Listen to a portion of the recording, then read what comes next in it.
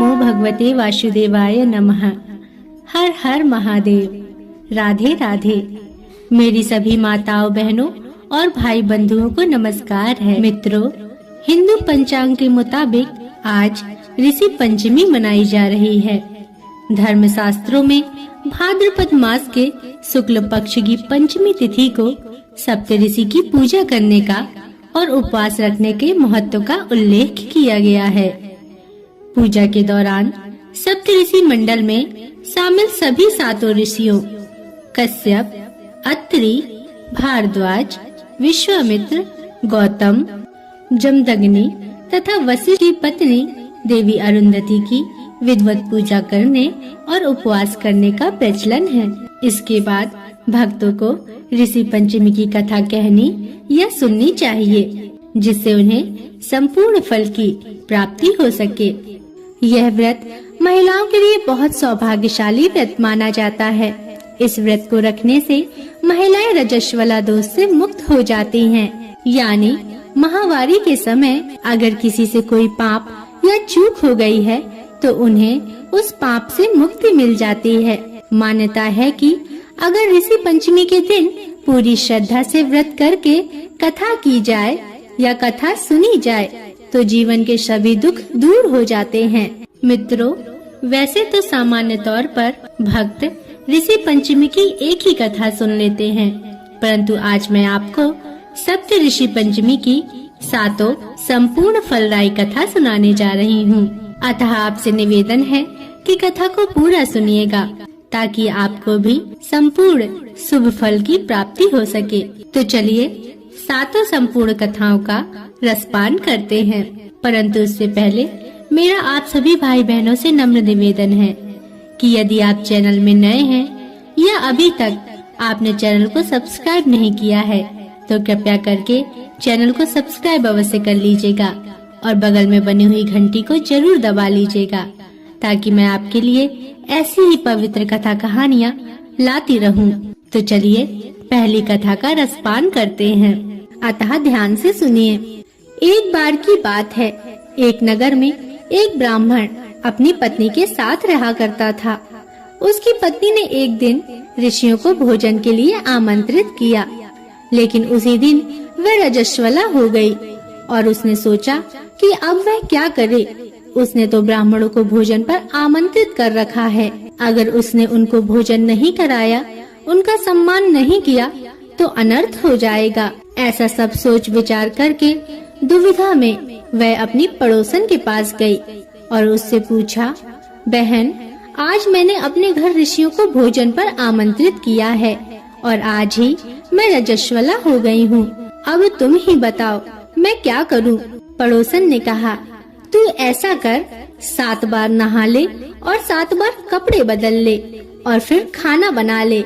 ब्राह्मण की पत्नी ने अपने घर आकर ऐसा ही किया और उसके बाद ऋषि ब्राह्मण के घर पूजन करने आए और भोजन करते वक्त उन्होंने अपनी दिव्य दृष्टि से देखा तो उन्हें भोजन में कीड़े चलते हुए दिखाई दिए और वह सभी अपनी दिव्य दृष्टि से इसका कारण भी समझ गए और उन्होंने नाराज होकर ब्राह्मण और उसकी पत्नी को श्राप दे दिया। ऋषियों के श्राप के कारण अगले जन्म में ब्राह्मण ने एक बैल का और उसकी पत्नी ने एक कुतिया के रूप में जन्म लिया और अगले जन्म में दोनों अपने बेटे के यहाँ रहने लगे। उनका बेटा बहुत धार्मिक था। एक दिन उसके लड़के ने अपने माता पिता के श्राद्ध के दिन ब्राह्मणों को भोजन पर बुलाया। यह देखकर वह बैल और कुतिया बात करने लगे, आज तो अपना बेटा अपना श्राद्ध कर रहा है, आज तो खीर और पूरी खाने को मिलेगी। अपने घर ब्राह्मणों को भोजन करने के लिए उन्होंने तरह तरह के पकवान बनवाए और ब्राह्मण के बेटे की पत्नी ने खीर बनाने के लिए चढ़ा दी। जब वह किसी काम से बाहर गई तो एक सांप आया और उसने खीर के पात्र में विष वमन कर दिया। कुतिया के रूप में उसकी माँ ने यह सब कुछ देख लिया और उसने सोचा कि सभी ब्राह्मण यह खाना खाकर मर जाएंगे और मेरे बेटे बहू को ब्रह्म हत्या का पाप लगेगा। उसने उन्हें इस पाप से बचाने के लिए जाकर के उस बर्तन पर मुंह लगा दिया। जब कुतिया बर्तन पर मुंह लगा रही थी तब उसके लड़के की पत्नी ने उसे ऐसा करते हुए देख लिया। उसने गुस्से में आकर चूल्हे से जलती हुई लकड़ी निकाली और कुतिया को दे मारी। बेचारी कुतिया मार खाकर इधर उधर भागने लगी। वैसे तो उसकी बहू चौके में बचा हुआ खाना रोज उस कुतिया को डाला करती थी, लेकिन क्रोध के कारण उसने वह सब खाना आज बाहर फेंकवा दिया। इसके बाद सारे बर्तन साफ करके दोबारा खाना बनाकर ब्राह्मणों को बुलाया और भोजन करवाया। मित्रों, अब रात हो गई थी और रात के समय भूख से व्याकुल होकर वह कुतिया बैल के रूप में अपने पूर्व जन्म के पति के पास आकर बोली, स्वामी, आज तो मैं भूख से मरी जा रही हूँ। वैसे तो मेरा पुत्र रोज मुझे खाने के लिए कुछ न कुछ देता था, लेकिन आज मुझे कुछ नहीं मिल सका। मैंने तो सांप की विषैली खीर के बर्तन को इसलिए छुआ था ताकि उनको ब्रह्म हत्या का पाप न लगे। इस कारण से उसकी बहू ने मुझे बहुत मारा और खाने को भी कुछ नहीं दिया। तब उस बैल ने कहा, तेरे पापों के कारण तो मैं भी आज इसी योनि में पड़ा हूँ और आज बोझ ढोते ढोते मेरी कमर टूट गई है। आज मैं भी खेत में दिन भर हल जोतता रहा और अपने पुत्र ने आज मुझे भी भोजन नहीं दिया और मुझे भी मारा। मुझे इस प्रकार कष्ट देकर उसने इस श्राद्ध को निष्फल कर दिया। मित्रों, अपने माता पिता की इन बातों को उनके बेटे ने सुन लिया और वह उनके दुख से बहुत दुखी हुआ। उसने उसी समय उन दोनों को भरपेट भोजन कराया और फिर दुखी होकर वह वन में चला गया। वन में जाकर उसने ऋषियों से पूछा, हे ऋषि, मुझे बताइए, मेरे माता पिता किन कर्मों के कारण इस नीच योनि को प्राप्त हुए हैं और आप किस प्रकार उन्हें इस योनि से छुटकारा मिल सकता है। तब ऋषि बोले, तुम उनकी मुक्ति के लिए अपनी पत्नी के साथ मिलकर ऋषि पंचमी का व्रत धारण करो और उसका फल अपने माता पिता को दो। ऋषियों के कहे अनुसार भाद्रपद महीने के शुक्ल पंचमी को मुख शुद्ध करके उन्होंने पवित्र नदी के जल से स्नान कर और नए रेशमी कपड़े पहनकर सप्त ऋषियों का पूजन किया और सारा पूजन उसने अपनी पत्नी के साथ मिलकर पूरे विधि विधान से किया और उसका पुण्य अपने माता पिता को दे दिया। इसके फलस्वरूप वह दोनों पशु योनि से छूट गए। व्रत पूरे होते ही आकाश से विमान आया। बैल सुंदर पुरुष और कुतिया सुंदर स्त्री के रूप में आ गई। दोनों विमान में बैठकर स्वर्ग को गए। हे ऋषि भगवान, जैसे ब्राह्मणी के दोष दूर किए वैसे सबके दूर करना, जैसे उनको मोक्ष दिया वैसे सभी को देना। मित्रों, अब मैं आपको ऋषि पंचमी की दूसरी कथा का रसपान कराने जा रही हूँ, अतः ध्यान से सुनिए। बहुत समय पहले की बात है। विदर्भ देश में एक सदाचारी ब्राह्मण रहता था। उसकी पत्नी बड़ी पतिव्रता थी, जिसका नाम सुशीला था।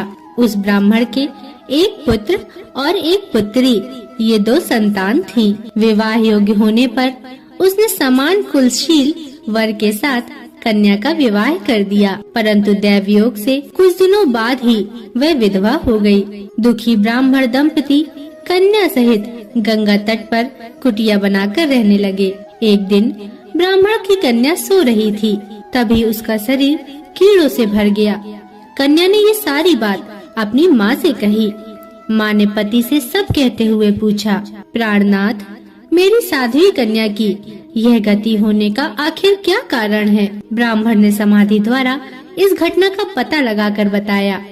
पूर्व जन्म में भी यह कन्या ब्राह्मणी थी। इसने रजस्वला होते ही बर्तन छू दिए थे। इस जन्म में भी इसने लोगों की देखा देखी ऋषि पंचमी का व्रत नहीं किया, इसलिए इसके शरीर में कीड़े पड़े हैं। हिंदू धर्म शास्त्रों में वर्णित है कि रजस्वला स्त्री पहले दिन चंडालनी, दूसरे दिन ब्रह्मघातिनी तथा तीसरे दिन धोबिन के समान अपवित्र होती है। वह चौथे दिन स्नान करके शुद्ध हो जाती है। यदि यह शुद्ध मन से अब भी ऋषि पंचमी का व्रत करे तो इसके सारे दुख दूर हो जाएंगे और अगले जन्म में अटल सौभाग्य प्राप्त करेगी। पिता की आज्ञा से पुत्री ने विधि पूर्वक ऋषि पंचमी का व्रत एवं पूजन किया। व्रत के प्रभाव से वह सारे दुखों से मुक्त हो गई और अगले जन्म में उसे अटल सौभाग्य सहित अच्छे सुखों का भोग मिला। हे भगवान, जैसे आपने ब्राह्मण की कन्या पर कृपा करी, ऐसे सब पर करना, सबको दोषों से मुक्त करना और सबका कल्याण करना। मित्रों, यह थी ऋषि पंचमी की दूसरी कथा। अब मैं आपको ऋषि पंचमी की तीसरी कथा सुनाने जा रही हूँ, अतः ध्यान पूर्वक सुनिए। मित्रों, एक बार की बात है, एक गांव में एक गरीब माँ बेटे रहते थे। भाद्रपद मास का महीना आया और ऋषि पंचमी आई तो बेटा बोला, माँ मैं अपनी बहन से राखी बंधवाने जाऊंगा। तो माँ बोली, बेटा हम गरीब हैं और तेरी बहन अमीर है, अगर उसके घर जाएगा तो भला उसे क्या देगा। इस पर बेटा बोला, माँ मैं लकड़ी बेचूंगा और लकड़ी बेचने से जो पैसा आएगा वह लेकर मैं अपनी बहन के घर जाऊंगा। ऐसा कहकर उस लड़के ने लकड़ियाँ इकट्ठा करी और उन्हें बेचकर पैसे इकट्ठा करके वह भाई अपनी बहन के घर रवाना हो गया। बहन के वहाँ पहुँचा तो उस समय बहन सूत काट रही थी। उसने देखा कि उसका भाई आया है, पर सूत का तार बार बार टूट रहा था। वह उसे जोड़ने में व्यस्त हो गई। भाई ने सोचा, अमीर बहन के मन में अब मेरे लिए कोई प्रेम नहीं है, और वह वापस जाने लगा। इतने में बहन का तार जुड़ गया तो बहन दौड़कर भाई के पास गई और बोली, भैया मैं तो तुम्हारा ही इंतजार कर रही थी। सूत का तार बार बार टूट रहा था, इसलिए मैं आपसे बोली नहीं। और फिर बहन ने भाई को पाटे पर बिठाया और राखी बांधी। भाई ने बहन को भेंट दी। खुशी से बावली बहन पड़ोसन से पूछने गई कि कोई प्यारा मेहमान आए तो उसे क्या रसोई बनानी चाहिए। पड़ोसन ने भी कह दिया कि घी में चावल बनाना और तेल का छौंका देना। बहन खुशी से पागल थी। जैसा पड़ोसन ने कहा उसने वैसा ही कर दिया। परंतु 2 घंटे बीत गए। भाई ने कहा, बहन भूख लग रही है। तो बहन बोली, भैया मैंने चावल चढ़ा दिए हैं, परंतु 2 घंटे हो गए हैं, परंतु वे अभी तक पके नहीं हैं। और अपने भाई को पड़ोसन की सारी बात कह सुनाई। तो भाई बोला, बहन क्या कभी घी में चावल बनते हैं क्या? तू दूध ला और खीर बना। बहन ने खीर बनाई। सबने भोजन किया। सुबह अंधेरे भाई को जाना था तो बहन ने रात में ही लड्डू बनाने के लिए गेहूं पीसा। लड्डू बनाकर भाई के साथ बांध दिए। सुबह तड़के ही भाई रवाना हो गया। उसके बाद बहन के बच्चे उठे और बोले, हमको भी लड्डू दो। बच्चों को देने के लिए बहन ने लड्डू तोड़ा तो उसमें सांप के छोटे छोटे टुकड़े निकले। वह तुरंत भाई के पीछे दौड़ी। बहुत दूर पर उसे भाई मिला तो उसने अपने भाई को आवाज दी। इस पर भाई सोचने लगा, मैं इसके घर से कुछ नहीं लाया, फिर भी यह मेरे पीछे क्यों आ रही है। बहन के पास आते ही भाई ने पूछा, मैं तेरे घर से कुछ नहीं लाया, फिर भी तू मेरे पीछे पीछे भागते हुए क्यों आई? तो बहन बोली, मैं तेरी जान बचाने आई हूँ। जो लड्डू तुझे दिए हैं उसमें सांप पिस गया, इसलिए मैं तुझे बताने आई हूँ। तब भाई बोला, बहन मैं एक पेड़ पर पोटली टांग कर नीचे आराम कर रहा था और कोई मेरे लड्डू चोरी करके ले गया।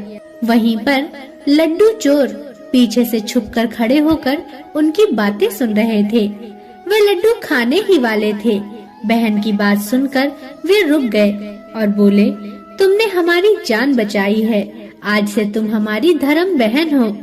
वहीं उन लोगों ने लड्डू को जमीन में दबा दिया और बहन भाई को वापस लेकर घर आ गई। तीसरे दिन भाई को सीख देकर बहन ने विदा किया। मित्रों, इसलिए भाई को राखी के दिन रात को नहीं रोकना चाहिए और जाते समय कुछ खाने का सामान भी नहीं देना चाहिए। हे भगवान, जैसे आपने उस बहन के भाई की रक्षा करी, ऐसी सबकी करना। मित्रों, यह थी ऋषि पंचमी की तीसरी कथा। अब मैं आपको ऋषि पंचमी की चौथी कथा सुनाने जा रही हूँ, अतः ध्यान से सुनिए। एक बार की बात है, एक ऋषि मुनि अपने रास्ते पर जा रहे थे। जिस रास्ते पर ऋषि मुनि जा रहे थे वहाँ पर एक स्वर्ण मुद्रा का सिक्का पड़ा हुआ था। स्वर्ण मुद्रे के सिक्के को देखकर ऋषि मुनि रुक गए और उन्हें उठाकर अपने पास रख लिया और सोचा कि मैं इस सिक्के का क्या करूँगा। यह स्वर्ण मुद्रा का सिक्का मैं किसी गरीब को दे दूंगा, जिससे उसका भला हो जाएगा। यह स्वर्ण मुद्रा का सिक्का हमारे किसी काम का नहीं है, यह हमें दान में ही देना चाहिए। और उसे लेकर वह अपने घर आ गए। ऋषि मुनि को काफी ढूंढने पर भी कोई ऐसा गरीब नहीं मिला जो सिक्के लेने का सही अधिकार रखता हो। तो ऋषि मुनि बड़े परेशान हो गए और सोचने लगे कि मैं यह किसे दूं। फिर एक दिन ऋषि मुनि नहा धोकर अपने द्वार पर खड़े थे। तभी उनके सामने से एक सेना जा रही थी और उस सेना का राजा दूसरी सेना पर हमला करने के लिए जा रहा था। तभी उसकी नजर ऋषि मुनि पर पड़ी तो राजा ने अपनी सेना को रोक दिया और बोला, हमें ऋषि मुनि का आशीर्वाद ले लेना चाहिए। आशीर्वाद लेने से हम जंग जीत जाएंगे। इसके बाद राजा आशीर्वाद लेने के लिए ऋषि मुनि के पास गए और फिर ऋषि मुनि का आशीर्वाद लिया। ऋषि मुनि ने सोचा कि मैं यह स्वर्ण मुद्रा का सिक्का इस राजा को ही दे देता हूँ। जैसे ही ऋषि मुनि ने स्वर्ण मुद्रा का सिक्का राजा को दिया तो राजा को बड़ा आश्चर्य हुआ कि ऋषि मुनि महाराज मुझे सिक्का क्यों दे रहे हैं। फिर परेशान होकर के राजा ने ऋषि मुनि से पूछा, महाराज आपने मुझे यह सिक्का क्यों दिया? मैं तो राजा हूँ। तभी ऋषि मुनि ने कहा कि आप दूसरे राज्य पर विजय पाने के लिए जा रहे हैं, जबकि आपके पास तो पहले से ही इतना बड़ा राज्य है, फिर भी आपको दूसरे राज्य की जरूरत आन पड़ी है।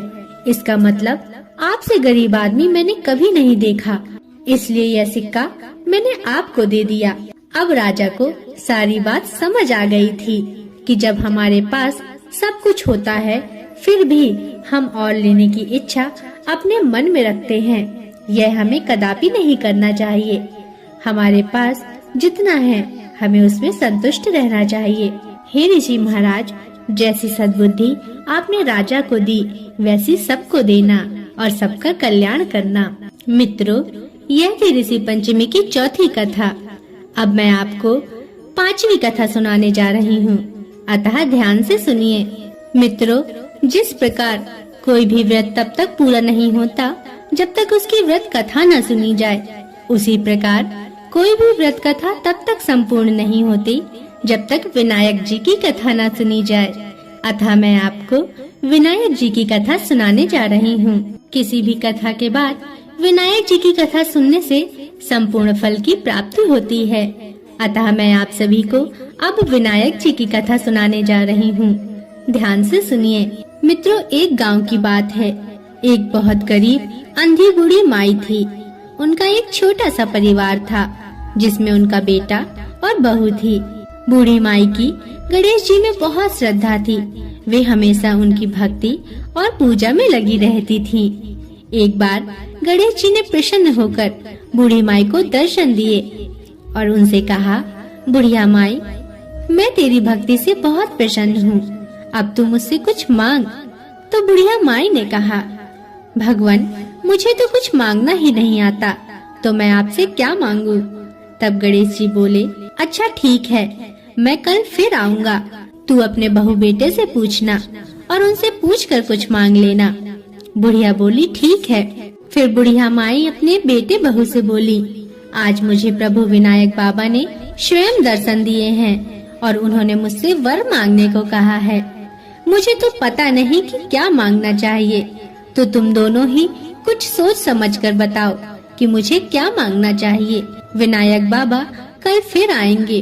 बेटे ने कहा कि माँ धन दौलत मांग ले और फिर अपनी बहू से पूछा तो वह बोली, सासू जी, हमारी शादी को काफी समय हो गया है और आपको पोता भी चाहिए, तो क्यों ना पोता ही मांग लो। तो बुढ़िया माई ने सोचा कि यह दोनों तो अपने मतलब की चीज मांग रहे हैं, तो क्यों ना मैं अपनी प्यारी सहेली से पूछती हूँ, वो सही सलाह देगी। ऐसा सोचकर बुढ़िया माई अपने पड़ोसन के पास जाती हैं और जाकर पूछती हैं, बहन, मुझे विनायक बाबा ने दर्शन दिए और मुझसे कुछ वर मांगने को कहा। क्योंकि मुझे कुछ सूझा नहीं कि मैं क्या मांगू, तो उन्होंने कहा कि तू अपने बहू बेटे से पूछ लेना और फिर मुझे बताना, मैं कल फिर आऊँगा।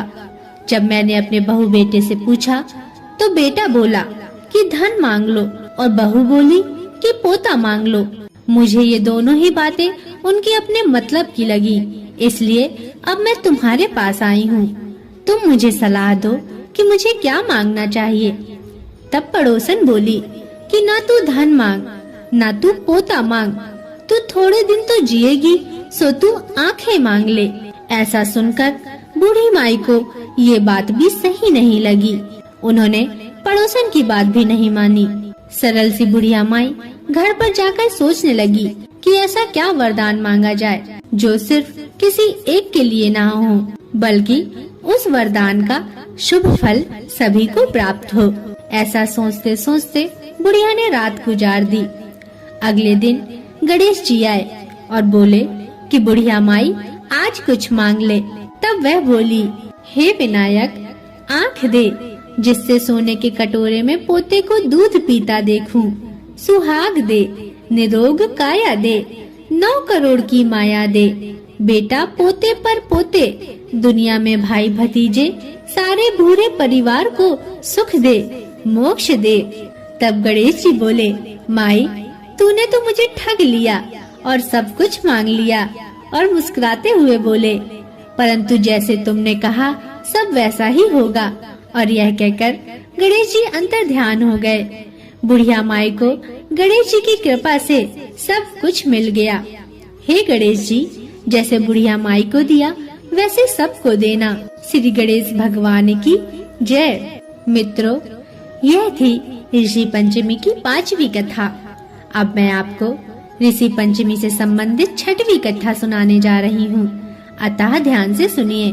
मित्रों, किसी भी व्रत कथा को कहते समय तुलसी माता की व्रत कथा जरूर कहनी चाहिए, क्योंकि हिंदू पुराण में माता तुलसी बहुत ही शुभ और पूजनीय मानी गई हैं। अतः उनकी उपस्थिति वहाँ पर हमेशा शुभ फल ही प्रदान करती है। इसी के परिणाम स्वरूप भगवान विष्णु को भी भोग के लिए तुलसी का प्रसाद लगाया जाता है। अतः अब मैं आपको माता तुलसी की कथा सुनाने जा रही हूँ, अतः ध्यान से सुनिए। मित्रों, कार्तिक महीने में सब औरतें तुलसी माता को सींचने जाती थीं। सब तो सींच कर आ जाती थी, परंतु एक बूढ़ी माई तुलसी माता को आती, उन्हें सींचती और कहती, हे तुलसी माता, सत की दाता, मैं बिलड़ा सींचूं तेरा, तू कर निस्तारा मेरा। तुलसी माता अड़ुआ दे, लड़ुआ दे, पीताम्बर की धोती दे, मीठा मीठा गास दे, वैकुंठ का वास दे, चटके की चाल दे, पटके की मौत दे, चंदन की काठ दे, झालर की झंकार दे, साईं का राज दे, दाल भात का जीवन दे, 11 की मौत दे और श्री कृष्ण का कांधा दे। यह बात सुनकर तुलसी माता सूखने लगी।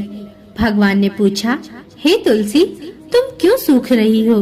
तुम्हारे पास तो इतनी औरतें रोज आती हैं, तुम्हें मीठा भोग लगाती हैं और गीत गाती हैं।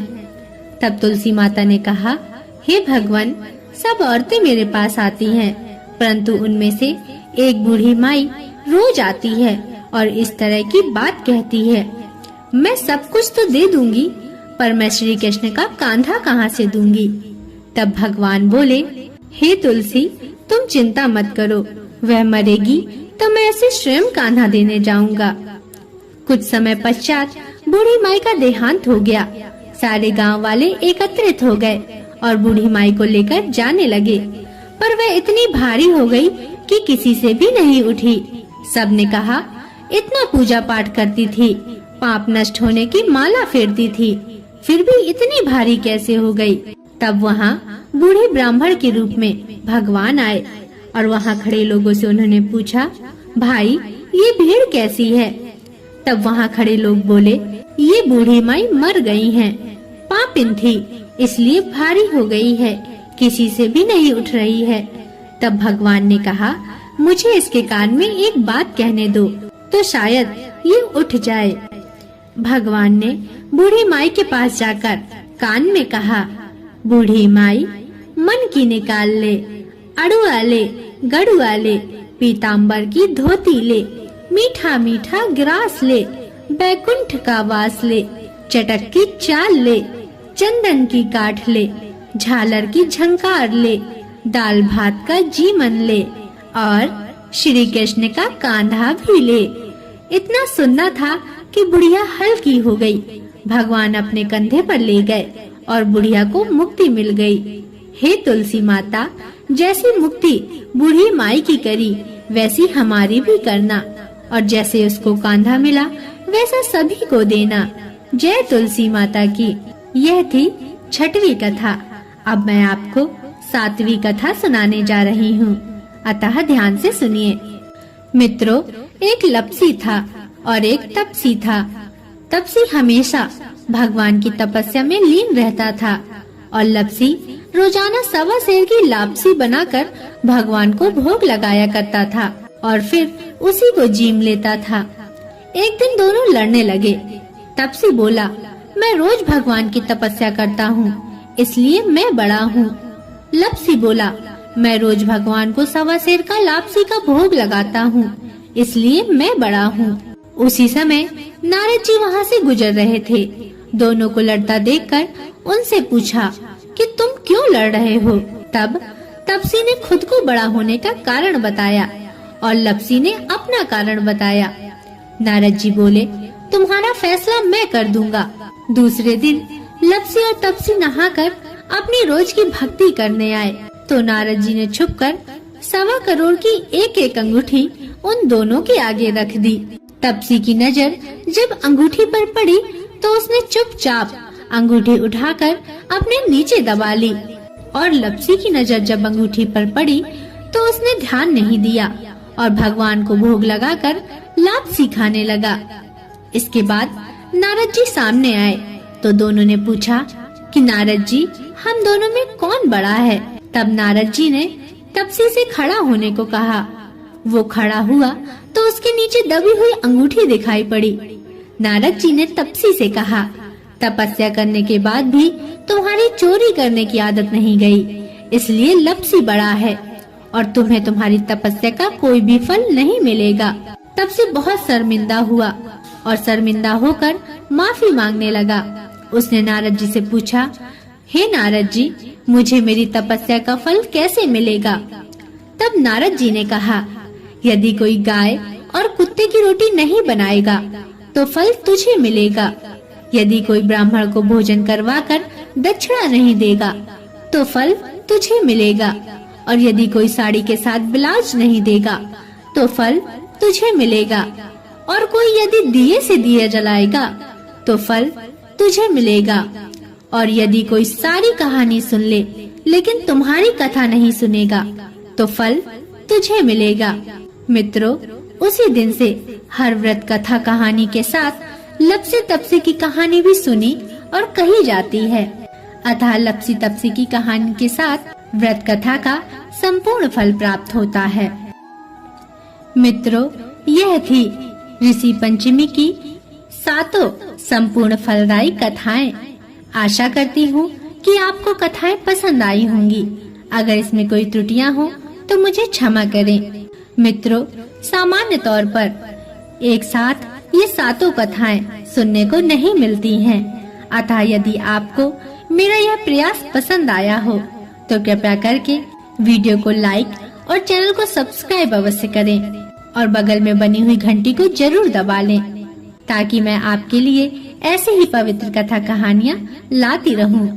और कमेंट में जरूर लिखें आपको कहानी कैसी लगी, और लिखना ना भूलें। हर हर महादेव।